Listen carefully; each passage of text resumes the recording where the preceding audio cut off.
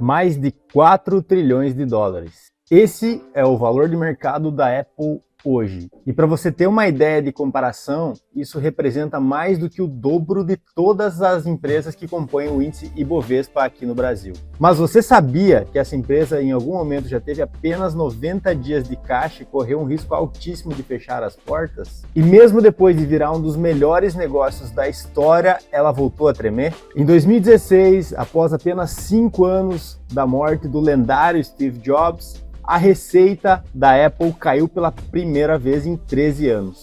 O iPhone estava estagnado e muita gente dizia que a Apple tinha chegado no seu limite. Só que o que aconteceu logo após isso foi uma das maiores viradas da história dos negócios. Nos 9 anos seguintes, a receita da empresa saiu dos 215 bilhões para 416 bilhões faturados no final de 2025. E o segredo desse crescimento se deu na adicionalidade de novas linhas de receita. O iPhone, que já era um produto bastante consolidado, tinha pouco espaço para crescer. Mas nesse vídeo eu vou te mostrar como a Apple quase quebrou na década de 90, como Steve Jobs reconstruiu quase tudo do zero e como Tim Cook, o sucessor de Steve Jobs, transformou um negócio que era baseado em hardware e em produto em um dos negócios mais interessantes e complementares desse planeta.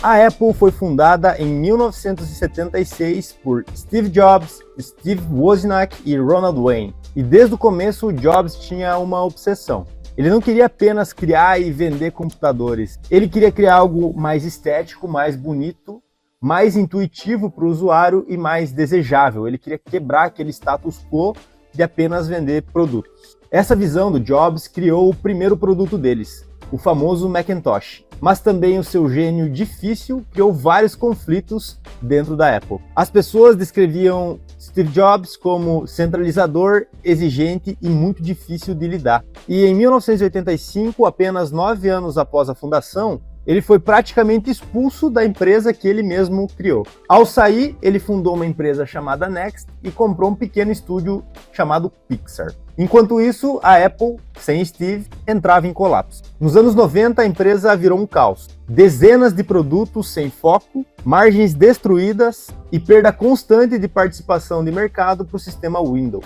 Em 1997, no auge da crise da Apple, a empresa tinha apenas 90 dias de caixa. Ela estava literalmente à beira da falência. Em um movimento quase desesperado, a Apple decidiu comprar a Next.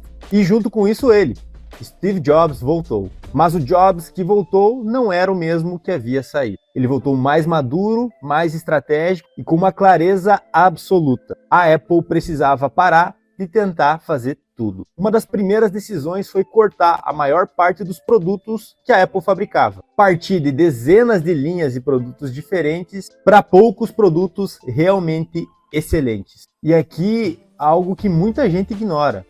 O Jobs não salvou a Apple apenas com a sua criatividade, com a sua genialidade. Ele salvou a Apple com o foco. Naquele momento, a empresa parava de competir apenas por quantidade e começou a competir por experiência do cliente. Antes de falar do iPhone, existe um capítulo que muita gente esquece e que é essencial para entender a estratégia da Apple. Em 2001, eles lançaram o iPad e o iTunes. Boa época, né? Parecia apenas um tocador de música, mas na prática foi o grande teste para o que viria a ser o ecossistema Apple. O iPod funcionava melhor com o iTunes. O iTunes funcionava melhor com o Mac. Tudo começou a ser desenhado para funcionar melhor junto. Esse modelo, software mais hardware mais serviços, foi o conceito, a estratégia que a Apple começaria a replicar com muito mais escala a partir de 2000. Em 2007, o Steve Jobs sobe no palco e apresenta o primeiro iPhone. Numa frase, ele resumiu o produto: um iPod, um telefone e um comunicador de internet. O mercado não entendeu de imediato. A Nokia dominava em volume e a BlackBerry, que eu nunca mais ouvi falar, dominava o mundo corporativo. Ambas não deram muita importância para aquele movimento no começo. mas os números contam a história. A receita da Apple saiu de 37 bilhões de dólares em 2008 para 65 bilhões de dólares em 2010 e 108 bilhões de dólares em 2011. O iPhone não foi só um produto revolucionário, ele foi o motor que financiou tudo o que viria depois. Mas aqui começa a parte mais importante desse vídeo. A maioria das empresas enfrenta um problema clássico. Quando um novo produto chega e cresce, o produto antigo começa a morrer. A câmera substituiu a filmadora. O streaming substituiu o DVD. O smartphone substituiu o MP3. Mas a Apple conseguiu algo extremamente raro. O Apple Watch não substituiu o iPhone. Os AirPods não mataram o Apple Watch. O iPad não matou o Mac. Tudo começou a somar. Existe um conceito nos negócios chamado adicionalidade. É quando um novo produto aumenta a receita total sem destruir as linhas anteriores. Em 2015, o faturamento dos wearables e acessórios, como o Apple Watch e os AirPods, somavam 10 bilhões de dólares de faturamento. E em 2021, esse mesmo faturamento já chegou em 38 bilhões de dólares. Isso é uma nova empresa crescendo dentro da própria Apple. A chance de comprar junto com eles os AirPods aumenta. Eu mesmo fiz isso. Após isso, o próximo passo é você comprar um Apple Watch. Eu também fiz isso. Assinar o iCloud para você ter armazenamento na nuvem, o Apple Music, o Apple TV, o MacBook, apesar de que agora eu estou usando um HP aqui. Mas sem perceber ou até de maneira racional, a pessoa acaba entrando para esse ecossistema de maneira integral. Mas voltamos para 2016, naquele ano em que o faturamento da Apple caiu pela primeira vez em muito tempo. Foi exatamente aí que Tim Cook tomou talvez a decisão mais importante da Apple nos últimos anos.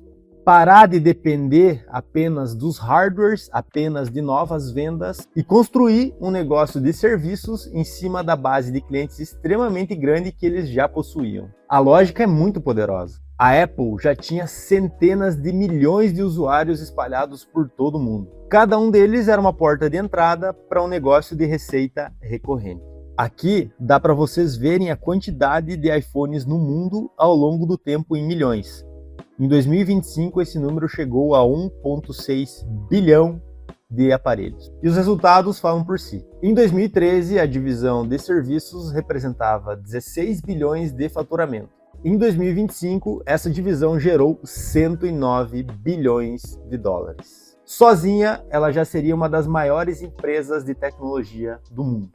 Nesse gráfico aqui fica muito claro o crescimento da divisão de serviços ao longo do tempo, comparado justamente com o faturamento de novos iPhones, ano contra ano. Mas tem um detalhe que transforma esses números num negócio ainda mais interessante para quem pensa como investidor. A divisão de hardware, que entra o iPhone, o Mac, os AirPods, os Apple Watches, tem uma margem bruta sobre a receita de 37%, o que é muito saudável. Já a divisão de serviços tem uma margem de impressionante 75%. Ou seja, cada dólar que entra na receita da Apple na divisão de serviços gera o dobro do lucro do que $1 em hardware. E foi justamente por isso, por esse crescimento muito consistente da divisão de serviços, que a margem da empresa saiu de 38% em 2017 para quase 47% em 2025, o que é um recorde histórico. A Apple não ficou mais lucrativa porque ela cortou custo. Ela ficou mais lucrativa porque ela mudou o mix dos seus negócios. Serviços são 26% da receita total, mas gera uma margem muito maior do que isso no final das contas. É um dos motivos principais pelo qual o mercado paga esses múltiplos tão elevados para a Apple atualmente. Nesse gráfico aqui fica muito claro a diferença de margem entre as linhas de faturamento. Então, em verde aqui a margem de serviços, em azul produtos e aqui em amarelo a margem consolidada da Apple. Conforme a divisão de serviços cresce, e essa é a tendência pela quantidade de dispositivos ativos ao longo do tempo, a margem da Apple deve continuar crescendo. Aqui também nós temos a informação do lucro bruto de hardware e o lucro bruto de serviços. Então, serviços representa 26% da receita, mas gera 35% do lucro bruto total. O maior ativo da Apple talvez nem seja o iPhone, e sim o seu ecossistema. São mais de 1,5 bilhão de iPhones ativos em todo o planeta. Isso cria algo que os economistas e o mercado chama de switching cost, ou seja, o custo da troca. Meus arquivos estão no iCloud. O seu relógio conversa com o seu celular. O seu notebook conversa com tudo. As mensagens sincronizam. Os dispositivos funcionam de maneira muito suave em conjunto. Sair da Apple custa muito caro e não estou falando apenas de dinheiro, estou falando em tempo, em fricção, em perda de conveniência. E o ecossistema foi desenhado exatamente para isso, não para prender o usuário, mas fazer com que sair desse ecossistema pareça uma escolha pior. Quando Tim Cook assumiu essa difícil missão de substituir o Steve Jobs em 2011, ele parecia para o mercado apenas um operador eficiente, mas incapaz de substituí-lo. Porém, hoje, olhando em perspectiva, essa comparação esteve absolutamente errada. Jobs foi gigantesco, foi um inventor, a grande mente por trás da criação da Apple, mas Cook virou um excelentíssimo executor e estrategista. Foi com o comando dele que serviços cresceram de 16 para 109 bilhões de dólares de faturamento. Que a Apple Silicon, criação dele, substituiu a Intel nos chips do Mac, devolvendo margem e também a performance exigida pelos usuários do Mac. Que a Apple se tornou a primeira empresa a valer 3 trilhões de dólares no mercado e a terceira empresa a atingir a marca incrível de 4 trilhões de dólares de market cap. Sob a sua liderança e gestão, as empresas da Apple subiram mais de 2.000%. E talvez isso mostre algo muito importante para qualquer pessoa que pense em negócios e investimentos. Empresas gigantescas não prosperam apenas com criação de novos produtos. Elas crescem com crescimento e execução consistente ao longo do tempo. O maior mérito da Apple talvez não seja apenas criar produtos incríveis, mas criar produtos que permitam que as demais receitas continuem crescendo e que o próximo produto seja ainda mais complementar ao portfólio ou ao ecossistema já presente. Ela transformou hardware em plataforma, clientes em ecossistema, produtos em receita recorrente. Em 2016, quando a receita caiu pela primeira vez em muito tempo, vários analistas e o mercado como um todo pensou que a Apple tinha atingido o seu topo. Hoje ela fatura 416 bilhões de dólares ao ano e tem 106 bilhões de faturamento na linha de serviços que praticamente não existia há 10 anos.